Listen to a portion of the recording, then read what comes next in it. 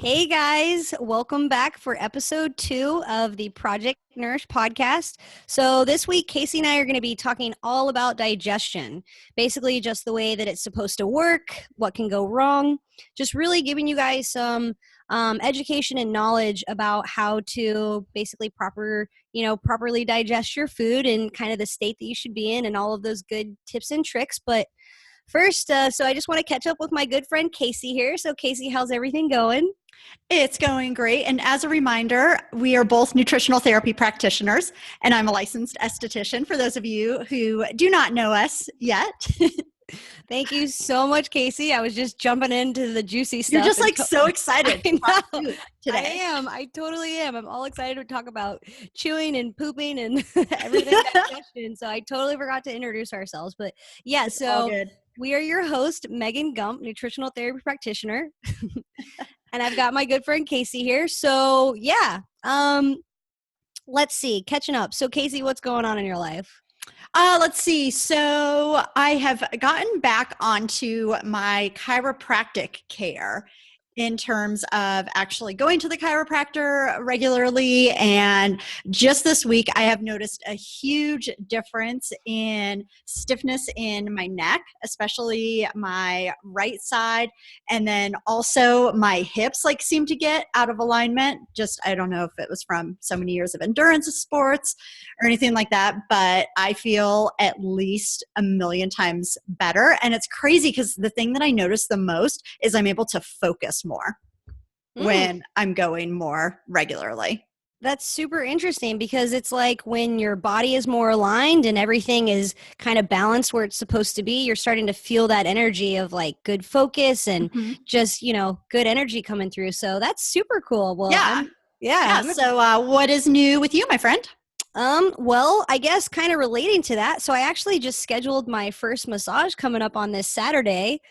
Pretty nice. I got a little gift from a client in the office that was like a free 60-minute massage. So I was super stoked about that. So is this, your first massage ever, period? No, I mean, it's not my first massage ever, period, but I'm talking about like since high school.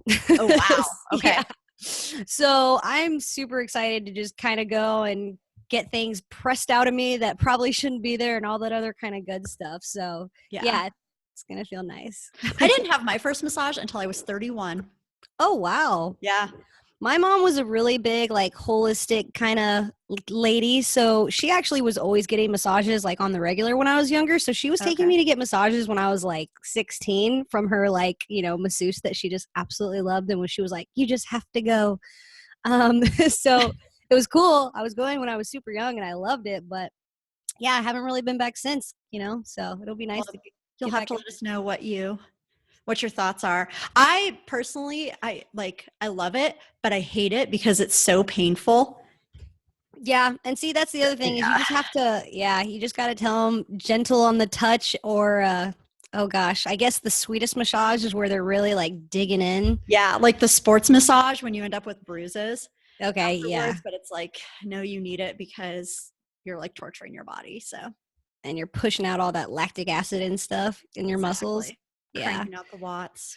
Yeah. I mean, it's good stuff at the time, but yeah, it can hurt. So I'm excited. It's going to be a little bit more gentle, probably just, soothing, but we'll see. Not gonna go all in. Yeah. I'll fill you guys in next time. All right. Super cool. So, okay. Next, Casey, I kind of just wanted to ask you, like, what are you digging right now? Like product wise in the world?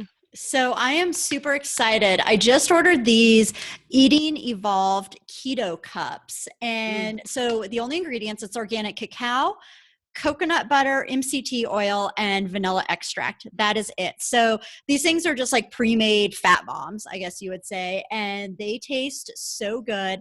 I highly recommend not buying them because you're going to eat the entire bag because they are just so darn convenient, but they taste amazing. And I'm thinking that this is just going to be a great on the go kind of snack when, normally you would make a poor choice. Right. I think this is going to be an excellent little choice. I just got it today from Thrive and I've already had 3. Oh, yum. Yeah. Okay. Well, what about you? I'm gonna have to try those. I love their Eating Evolved dark chocolate. It's so good. Ooh. And they're like bigger cups. I've had those, but I haven't had those keto cups yet. So Yeah. I'm I excited. probably would not share these. Even if I was there, Casey, No. you wouldn't share with your friends? I'd slap your hand away. Can't blame you for that. Not really. I would share with you. It's pretty much what I do to Alex with my dark chocolate. Pshka! No, I'm kidding. All right, what's up with me? So, okay, this is kind of funny, but I actually, of course, have been using Vital Proteins collagen, for months and months and months. I love it in my coffee and smoothies and shakes and stuff, and even baking with it. But I recently actually just started using their collagen whey protein powder. Ah. It is delicious. So it's dark chocolate. So they use cacao as well as coconut water, which is what they sweeten it with. And it is super good. So for all you, athletes out there, or even just people that use, protein post-workout or pre, or however you get it in your diet, check out Vital Proteins Collagen Whey. It is delicious. I have to say. I need to try it. I've only had the collagen peptides, and then, but I am obsessed with their coffee creamer. Oh, yeah. So we have their coffee creamer at our work too. We've got the coconut coffee creamer, and I put it in tea, and it's actually like delicious. Oh, okay. Super good. Yeah. Okay.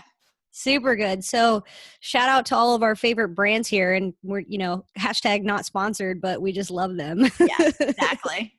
We get no financial benefit from that. Nope. Just karma points. I know. maybe manifesting it, but yes, one day. All right, cool. Well, let's hop into today's episode here. So all about digestion. So really, just kind of bringing up the point that digestion is fundamental to nutritional therapy, especially being nutritional therapy practitioners. We really start with digestion, and digestion is key. If you don't have good digestion down, you're not going to be able to resolve any of your other health concerns kind of following or residing because of that. So, yep, it all begins in the gut, definitely. Mm-hmm. And we also just really have to keep in mind, so digestion is a north to south process. And this whole conversation, especially if you're an NTP, you're just going to be giggling because this is like totally what we learned, everything about digestion. But it really is a north to south process. So, especially, this is a question that I love to ask people, and this is a question we all got asked ourselves. But I want to ask all the listeners out there, where do you guys think that digestion begins? Like in your mouth? In your stomach, maybe like in your throat. I don't know. Casey? I know the answer. Let's hear it. It starts in your brain. Oh, yes. Yeah. Starts in your brain. Yeah. I passed in TP school, guys. Round of applause. So yeah, definitely starts in your brain. Think about it, guys. Like, you get the feeling that you're hungry, or you think about food, or you see someone else's food that you just want to eat and steal off their plate, or however it works. That thought process is where it begins. So definitely starting in the brain. And again, you also have to remember, so when you have that thought process that you're going to eat in your brain, so like think of our ancestors, right? They see an animal and they're going on the hunt and they're going to go kill it, or they're growing whatever vegetables or crops they have going on, and they're going to harvest it. That thought process that they're going to eat soon begins in their brain. And so that's also when insulin production begins. So you got the hormone insulin that's released from our pancreas, and that obviously brings up glucose into the cells and other stuff, but we'll get into that later. So it all begins in the brain. And then also, just to kind of touch points on the organs, Casey, do you want to touch point on the organs that are involved in digestion? Yeah, absolutely. And something that I always just think of when we're talking about digestion starting in the brain, I just imagine our brain telling all of the organs that are involved in digestion. It's kind of like saying, hey, dude, let's go. It's time to get to work. It's just awakening those guys and just signaling to the body, like, come on, chop, chop. We have work to do.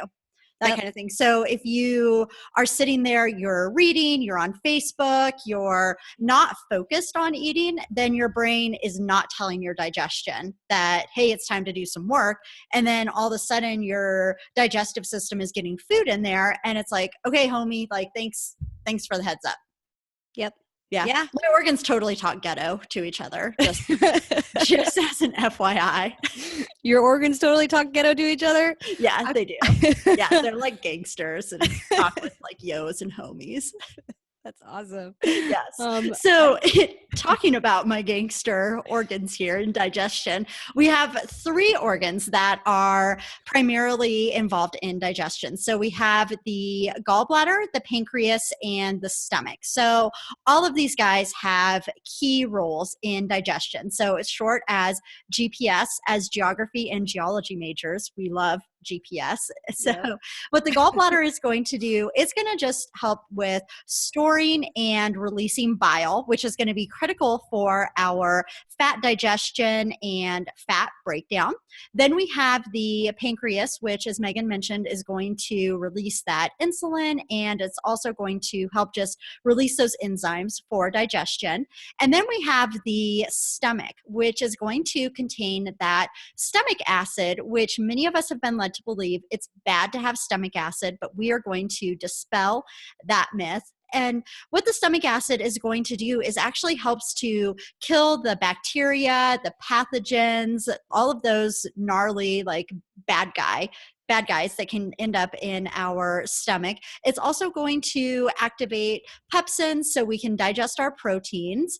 And there was something else that stomach acid does.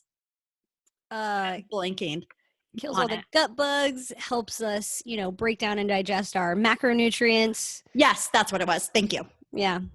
All that good stuff. Yeah. And it's funny too that you say like the bad guys, like pathogen bacteria, because when I'm talking to clients, I totally explain to them that bacteria and pathogens and parasites are like the gangsters in our gut that have taken over the neighborhood and are like kicking out all of the like civil citizens that live in the community that are just minding their own business, and then those gangsters come in and just like take a hold and start spray painting everything and go crazy. So Mean, rude. they're so rude, so rude.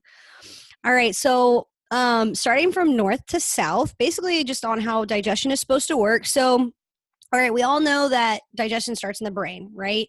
And one thing about getting ready for digestion is putting yourself in a relaxed, or what we call it, like parasympathetic state. So unfortunately nowadays, so many people are like driving around in their car, they're stressed out, they're eating lunch at work while they're still working, and they're not taking the time to tell their body like, hey, I'm about to eat and you need to start doing your digestion job. So that's one like super important thing, is just really taking the time to like sit down, relax, find a quiet space. If you are like at a school or at an office and you just can't get away, like go to your car, go to like a different room, or just go like sit outside somewhere outside of the building. And just chill out and like even take a couple deep breaths before you start eating. Really just getting yourself into that like, all right, I need my stomach acid to start being produced. I need my insulin production to start working, especially like the saliva in your mouth. So your salivary amylase in your mouth actually breaks down our carbohydrates. So a lot of people don't know that either. A lot of people would think like, yeah, you chew your food, you swallow it, it's broken down in my stomach, and then it continues. But your carbs are actually broken down in your mouth. And then once your carbohydrates hit your stomach, that salivary amylase or saliva that's breaking down your carbohydrates dies. So that process ends when it hits your, super acidic stomach. So that's why it's also really important to, one, be relaxed, but two, chew your freaking food. Like chew your food. So one thing that we love to tell people to do, it's kind of like an exercise or homework, is like next time you eat, take a bite of food and chew that at least 15 to 20 to 30 times. Just see if you can do it. Like see if that food can stay in your mouth that long. And then also be really conscious of what it turns into. Because from what you put in your mouth to what you end up, forming after you chew it 15, 20, 30 times is a completely different texture than what you started with. So try that out. Yeah. And actually, to help you slow down your eating, I always tell my clients to put their fork down or their spoon down, because it's going to get heavy when you're chewing that many times. So set that bad boy down. That way you're not just shoveling food into your mouth, because another phrase that we like to use is your stomach doesn't have teeth. So when that food is going, it's now called bolus, but when that's going down into your stomach doesn't have teeth. So it needs to be really broken down. That way, the stomach acid that you have in there can continue breaking down those carbohydrates. Now, what happens, Megan, if you don't necessarily chew your food enough and you get those carbohydrates fermenting in your stomach? Ooh, man. Well, I mean, that's just like, the gangster gut bugs happy place, right? So that's one thing. Is you have those parasites or bacterias or other organisms that we ingest, in our food. I mean, think about if you're eating sushi. Think about what type of bacterias are probably on that sushi. And if you don't have that stomach acid, then that's what that job is to kill those, pathogens, bacteria, organisms, and other just little micro, organisms that enter our stomach. So that's one thing. So you don't want those carbs fermenting because you don't want to feed those guys and give them a party to hang out on. Exactly. And you get gas. Yep. And that was the answer I was actually going for, but yours was very good. Okay.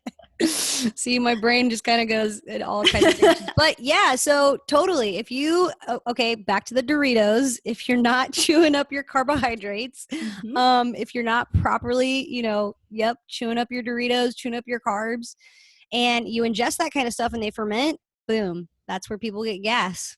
Yep.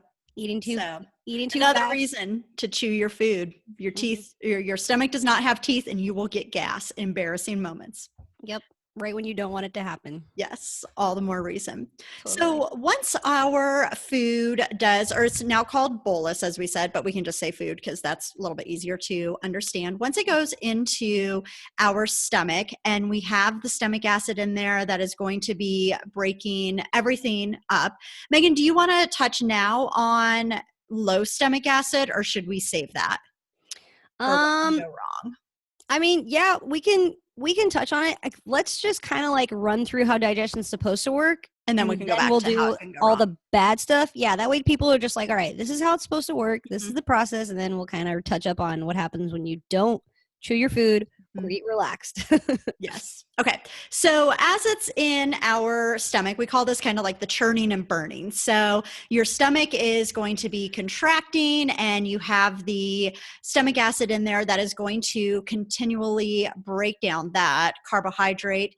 And as Megan mentioned, the amylase dies. So next we have what's called chyme, which is going to move into the small intestine. And this is where the pancreas and the pancreatic amylase, those enzymes are going to further break down our macronutrients. And then also, this is where our nutrients, they're going to be absorbed through the small intestine. Yep. Yeah, exactly. Anything to add to?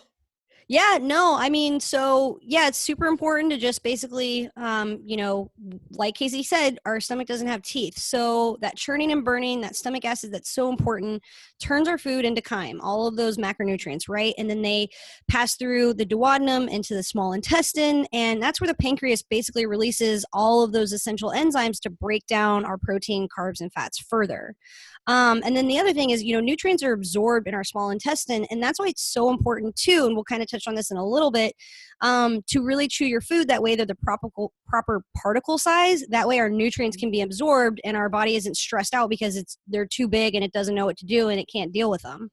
So that's really why it's important to, chew your food again. That way we can absorb our nutrients, because again, you guys, you got to remember our nutrients that are absorbed in our small intestine go on to make our hormones, and they help with inflammation. And that's where we get all of our essential fatty acids from, and just so many other things. I could continue on and on, but just kind of some main points there. So that's why it's important. Nutrients are absorbed in our small intestine. And then, from our small intestine, everything obviously passes on into the large intestine. So all of the remains, everything that's not absorbed into our bloodstream, into our intestinal lining, that moves on to the intestine, the colon, the large intestine. And then in the large intestine is where we actually absorb a lot of our additional water, our fiber, but also vitamins. So our vitamins are further absorbed in the large intestine. And then this is also why it's so important to have good, gut bugs and that healthy bowel flora, because these guys actually capture any lost nutrients still available in our large intestine. So that's why it's really important to take your, pre and probiotics, eat your fermented foods, your bone broth, your collagens, all that kind of stuff, because they basically support these guys that capture all of those essential nutrients right before they, of course, exit the body, come out as poop, and then they're gone, right? So these guys do a huge job, and they capture whatever else they can grab before we, poop them out. So super important. All right. And then, so I guess, just like some tips that I guess we wanted to throw in here and give you absolutely. guys. So one thing is, a lot of people, and we're about to really touch on this, but a lot of people, when they experience low stomach acid, they get like that gastrointestinal or GERD or acid reflux. And that's actually because you don't have enough stomach acid. So a lot of people are under the misconception that it's because you have too much. So they take acid blockers to, reduce that, but it's actually the other way around. So I think we should pause for everybody's minds blowing right now with like, wait a minute, I get heartburn because I have too little stomach acid. I know when I read that in our book, I forget the name of it, Why Stomach Acid is Good, or why stomach acid is good for you. Yeah. My mind was so blown by that. Yeah. Yeah. And my clients' minds are blown when I tell them that too. Mm-hmm. So it's pretty cool though to educate them. And so just one thing, before we get into like really the, science behind that. So apple cider vinegar is very acidic, right? So one thing that you can do to improve your digestion is you can actually take apple cider vinegar like in the morning with some warm water and some lemon. That really kicks on your digestive system. But another thing that you can do is you can actually take apple cider vinegar like 10 to 15 minutes before each meal. Mm-hmm. So especially if you're taking acid blockers or you've got that stomach acid and you're not taking acid blockers yet, but you're considering it because you don't know what else to do, try the apple cider vinegar first. Of course, there's a lot of supplements out there that have, betaine HCl and basically stomach acid support. But try the apple cider vinegar. If you can get your hands on practitioner quality supplements, then definitely try to get some digestive enzymes, some, that HCl. But for now, the easy thing to do is the apple cider vinegar before your meals. So don't reach for those acid blockers. Now you're educated on why you are getting that acid reflux. So this is what you can do about it. The other thing is, so if you ever take apple cider vinegar before you eat and you still experience that burning while you're eating, it's probably because you took too much apple cider vinegar. So everybody's different. There's not a magic number. I usually take like a shot of apple cider vinegar, but I also just usually do supplements because it's easier. Mm-hmm. But if you take apple cider vinegar and again, you get this burning sensation still, then it's probably because you took too much. And one thing that you can do is you can actually mix a little bit of baking soda. I'm talking like half a teaspoon, maybe 1 teaspoon in some water. And this actually acts as sodium bicarbonate to neutralize too much stomach acid or too much apple cider vinegar. So just too much acidity in your stomach. Tongue-tied. So yeah, that's just kind of like a fun tip in there for you guys that you can do to start, one action you can take today to start improving your health and your digestion. Yeah, absolutely. So something I think maybe we should go back just a little bit and kind of explain how that works when you have too little stomach acid and how that actually can cause the acid reflux. So we have this fancy little valve. It's called the pyloric sphincter. And so this is in between our esophagus and our stomach, right? I'm totally blanking as I'm saying that. No. The pyloric sphincter does not want to release chyme into the duodenum. That's right. Okay, yeah. Yeah. I'm actually having a brain fart, and this is really bad for 2NTPs. It's where the esophagus and the stomach meet. That little... Yeah, that's what I said. Okay. Yeah, the esophagus and the stomach. That's where it meets. So okay. Yeah. Okay. Okay, good. We're on track. We know what we're talking about. Okay, yes. So it's late in the day. It's late in the day. The pyloric sphincter is where it's this valve in between the esophagus and the stomach. So what happens in the stomach, if we have too little stomach acid, the carbohydrates start to ferment, aka they're going to start bubbling up, and you're going to have the little stomach acid that is in there is going to start pushing its way back up through that pyloric sphincter, and that's going to get into your esophagus. And your esophagus is not meant to handle the acidity of stomach acid. So that is when you get that burning sensation. Now that we have our anatomy straight. Yeah. Yes. Yeah. So definitely exactly what Casey was saying. Yeah. If not enough stomach acid, food isn't broken down. So that's when you've got that reflux coming back up into the esophagus. Because you just don't have enough stomach acid to break it down and absorb it and do its job. So there's still food in your stomach, too much food in your stomach. It's trying to come back the other way. Right. So that's where people get that acid reflux or GERD kind of burning sensation. And again, this is where people take acid blockers. So that's really what we're trying to prevent. Now, of course, one quick note, if you are taking acid blockers, do not just stop them cold turkey and start doing apple cider vinegar. There is definitely a process to getting off of them. So reach out to one of us if you're in that situation, but do not stop taking them cold turkey. Right, exactly. Good point, Casey. Thank you so much for bringing that up. Yeah, so if you're on acid blockers, there's definitely a weeding protocol that we both implement into our practice. So, get in touch with us, reach out to a nutritional therapy practitioner, get in touch with another functional medicine practitioner. Do not do it on your own. Right. Yeah, you want to be really careful with that kind of stuff. So, okay. And then kind of moving on from not having enough stomach acid, basically with just keeping, the system moving south with what can go wrong. So when we don't have enough stomach acid, right, and we've got that chyme now that's sitting in our stomach, basically our stomach does not want to release this into the duodenum or the small intestine, we can call it, because the chyme is too alkaline, right? Because there's not enough stomach acid. It hasn't made it very acidic, so it's just sitting there. It's too alkaline. And when it's too alkaline, it's not going to move into the small intestine.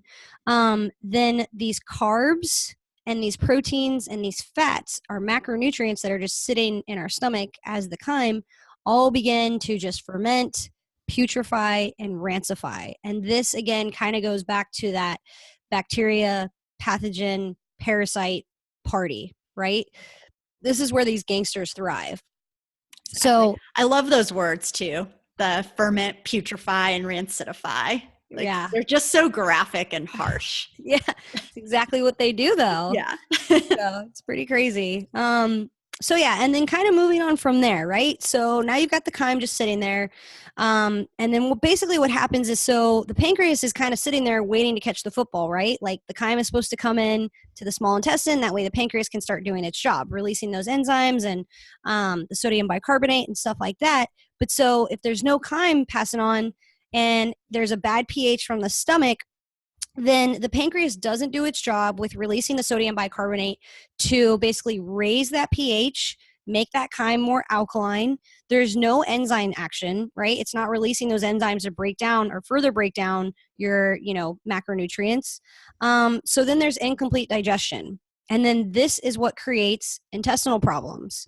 Mm-hmm. So this is like the beginning of it all. I mean, obviously not having enough stomach acid is the beginning, but then that chyme just sitting in your stomach and not being passed into the small intestine is where people get into serious inflammatory symptoms. Mm-hmm. So, and kind of going along with the pancreas, it's buddy the gallbladder, right? The guy that is supposed to digest and break down and store and release bile. It doesn't do that job either. So all that bile is just sitting there waiting for that healthy fat that's not coming in.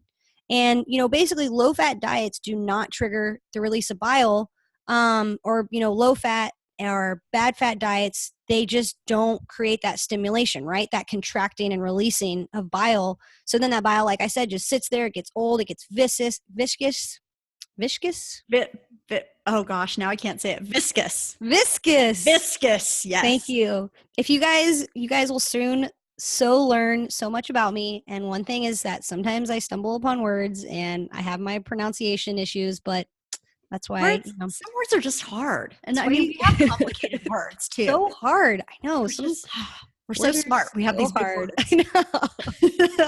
I know. It'll be a character trait you all soon learn to love about me. But so yeah, viscous. And Really, so, these low fat diets that unfortunately, like modern America is so led to believe is kind of the standard way that they should be eating, which is so wrong. And then, of course, like these bad oils that everyone's ingesting from, eating out, buying conventional meats, eating these vegetable oils that all of our processed and packaged and man-made foods are made with. It's just so bad, but that's what creates that bile to just kind of sit there, and then it goes back to the gallbladder trying to contract, but it's unable to release that viscous bile. And then if no bile is released, then this leads to no absorption of fats. Fats are so important, you guys. I'm not even going to begin to like tip the iceberg of why they're so important, but they do so many jobs. And just one thing that you can think about is, so like all of our cells basically live in a house, right? And their house is made up of essential fatty acids. So those healthy fats, every single cell in your body. Your brain runs off fat for fuel. Like those two pieces alone are so, so important. And that's why we need fats. So that's why we need healthy fats. But I mean, Casey and I, episode to come down the road, we'll get all into it. But yeah, we'll get real fired up about fats. Yeah. I even have a t-shirt for it. Pretty psyched. I have a t-shirt that says "Fat is the new black" with a big pig on it that I got from Paleo FX. Yeah. Mine has bacon and an avocado. Yes, I love that. I love that. So yeah, guys, we'll teach you all about fats coming down the road. But basically, these undigested fats rancify in the colon and pretty much just stress out the liver and leaves you fatty acid deficient. So it's really not a good thing. No, definitely not. And then when we have undigested proteins, what this is going to do is impact the villi and the microvilli of our small intestine. And this is when the lining becomes leaky. So an analogy that I love is if you imagine a pair of like Lululemon yoga pants. That is how your intestinal lining should look, just like totally solid, beautifully, nice and stretchy, compared to when you have something like a leaky gut, it's going to look like fishnet stockings. So as always, just in general in life, you want Lululemon yoga pants, even in your intestines. All day. All day. Yeah. Yay, Lululemon. Yeah. Again, hashtag not sponsored. I know. They created like the most awesome pants ever. Yes. Okay. So getting back to leaky gut. So what happens is this allows the proteins and fats to pass through in inappropriate sizes, which is going to overwhelm or overburden the immune system. And these maldigested particles, they can be full of parasites, pathogens, bacteria, gut bugs we don't want in our system. And these particles are going to block passageways. They're going to cause inflammation, and it's going to lead to dysbiosis or IBS, which is no bueno. No. And isn't that nuts? I mean, so many people listening to this that have dysbiosis, or they've ever been told that they have like a bacteria overgrowth or, potential candida or anything. Like, think about it. Like, that's where it comes from. Your IBS literally stems from not having enough stomach acid, not being able to not being able to break down your proteins. And then these undigested particles literally cause so much inflammation and other, gut dysregulation this is where your IBS is coming from. Take a second to think about that. It's pretty incredible, but these symptoms are totally, I'm not going to say treatable. I'm not going to say curable, because those are words that are out of our scope of practice as nutritional therapy practitioners. But as nutritional therapy practitioners, we can really work with you on addressing these symptoms and just getting you to feel better, getting your IBS manageable and under control, and to where you don't have these crazy symptoms of gas and bloating and diarrhea and constipation. It is doable. So, definitely know that. You don't have to live with it. Yeah, for sure. So let's see. Now we're going to move along to what can go wrong in the large intestine. And so the large intestine, it deals with the leftovers. So literally, it is dealing with the leftovers. So anything that has been maldigested, so we have like still some chunks of food because we didn't chew it properly, it's going to clog up the ileocecal valve and cause it to jam open. And so these maldigested food particles then can again become full of parasites and other gut bugs, undigested fat, again leading to dysbiosis, and it can just really disrupt the healthy gut flora. Flora. And this is again when people are going to develop IBS, Crohn's disease, colitis, celiac disease, and other inflammatory symptoms. And so, Megan, do you remember this from school, or maybe it was just some other random article that I read about the number of nerve cells in our lower large intestine, that there's actually more, or like outside of our central nervous system, there's the most nerve cells in that area of our gut. Mm-hmm. Do you remember that? Yeah. And another crazy thing to think about is that there is more bacteria, like the good gut flora organisms in your gut, than there's people on Earth. Oh, that's crazy. I didn't know that. Yeah, it's pretty nuts. Yeah, I mean, so, there's so much science and talk out there that our gut is like our second brain, because you got to remember our gut is where we make a lot of our neurotransmitters, so our dopamine, our serotonin.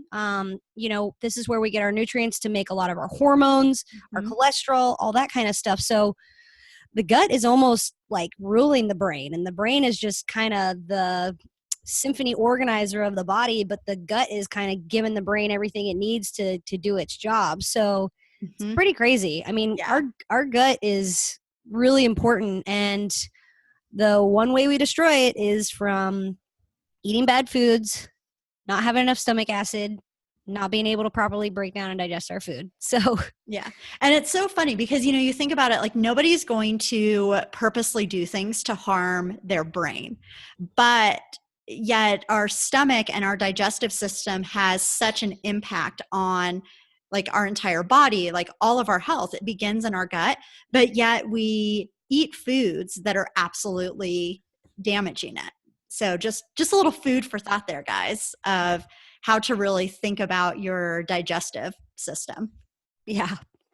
Show it some love. Yeah. Show it lots of love, guys. Eat your fermented foods, drink your bone broth, eat your collagen peptides, do all of those gut loving things because your body needs it. Take your probiotics. Exactly.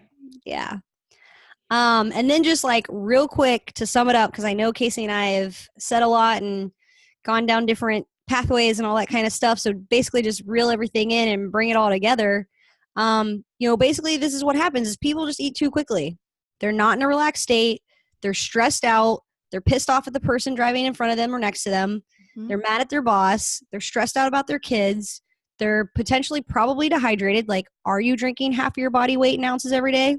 Probably not. It's a really good goal. You should strive to do that. You'll feel a lot better.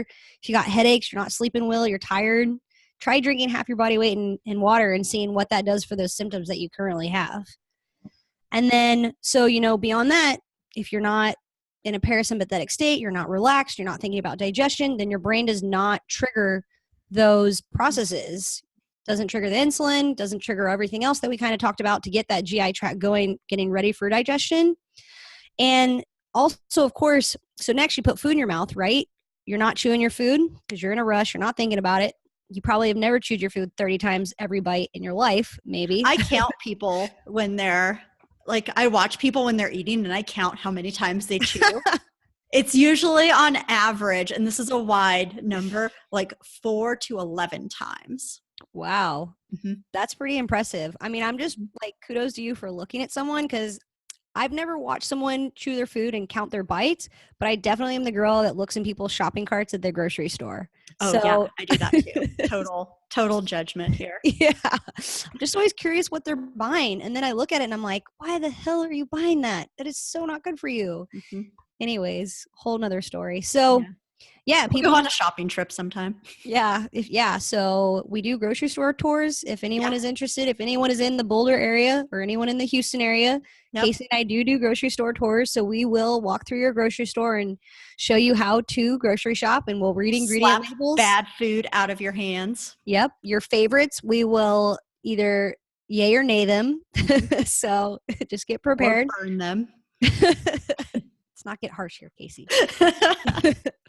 But yeah, so all right, people aren't chewing their food, right? And then that totally just makes it harder for our stomach and the rest of our GI system to do its job. Okay, so that's number one.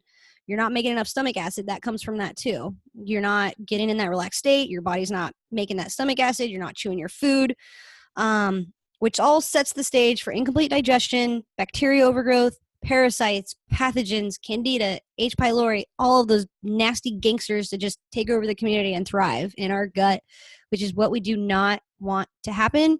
And this ultimately leads to poor pooping, which makes us cry. And we'll do a whole episode on pooping because we're both very passionate about this topic. Yeah, it's important. Again, I have a shirt. You just have a shirt for all things in TP. I love it. Absolutely love it. So yeah, guys, so really just wrapping it up. This is about digestion. This is, what should be going on and the things that can go wrong if you're not having the proper breakdown and all that kind of good stuff. So again, if this is you and you've got something going on, you've got some underlying symptoms that you really want to address, please, reach out to Casey and I. Set up a 15-minute free consultation. You can go to our website. So you can actually go to my website, megangump.com. And you can click on, schedule a free discovery session. You can schedule yourself on my calendar and basically just take 15 minutes to talk to me about your symptoms and what it would be like to work with me. I'm more than happy to bring you on as a client and see what's going on with you, get to the root cause of your digestion issues here. Casey, where can people find you at? They can find me. I am also available for 15-minute consultations. So you can find me at caseypoe.com. And then also on Instagram at Real Talk Casey. Yes. Thank you for bringing that up. Yeah. And you can just always, of course, find me on Instagram at megan.gump. So super easy. All right. Well, Casey, do you have anything else to add? No. Thank you guys for tuning in. We so appreciate you. And remember just to chew your food. That's our parting advice for the day. Yep. Chew your food and eat relaxed. Yes. All right, guys. Well, all right, guys. Thank you. Till next time.